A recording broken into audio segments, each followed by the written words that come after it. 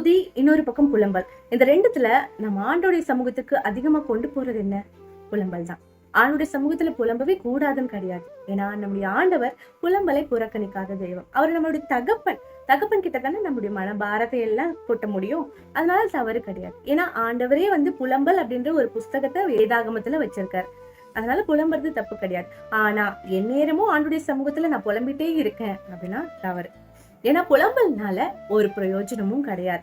நம்ம இடத்துல ஆண்டவர் துதி என்கிற வல்லமையை கொடுத்திருக்காரு. துதி என்கிற ஆயுதத்தை கொடுத்திருக்காரு. துதிக்கு வல்லம் அதிகமா இல்ல புலம்பலுக்கு வல்லம் அதிகமான்னு கேட்டா நமக்கே தெரியும் துதிக்கு தான் வல்லம் அதிகம். ஆனா வல்லம் அதிகமா இருக்கிற துதியை நம்முடைய கையில எடுக்காம நம்ம புலம்பிட்டே இருந்தோம்னா நம்முடைய காரியங்கள் எல்லாம் ஜெயமா மாறிடுமா? இல்ல. நீங்க துதிக்க தான் உங்களுக்கு முன்பாக இருக்கிற எரிகோ கோட்டைகள் உடையும். வேதாகமத்துல புலம்பல் வெறும் 5 அதிகாரம் தான். ஆனா ஆண்டவரை துதித்து பாடுகிற சங்கீதம் 150. நாம் ஆண்டுடைய சமூகத்துல போயிட்டு ஒரு 2 வார்த்தை புலம்புறோம் அப்படின்னா நம்முடைய துதி அதற்கும் மேலாக இருக்கணும். அப்பொழுதுதான் உங்களை சுற்றி இருக்கிற தடைகள் உடையும்.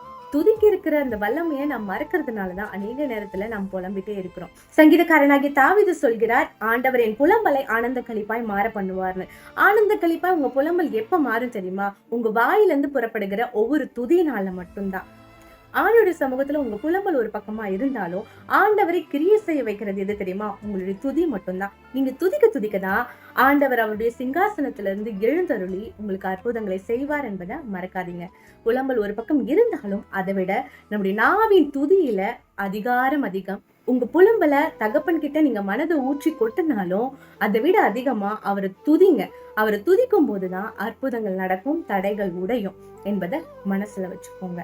ரொம்ப ரொம்ப சிம்பிளா சொல்லணும்னா, நீங்க துதிக்கும் போதுதான் அவர் சிங்காசனத்தை விட்டு எழுந்தருளி உங்களுக்கு அற்புதங்களை செய்வார்.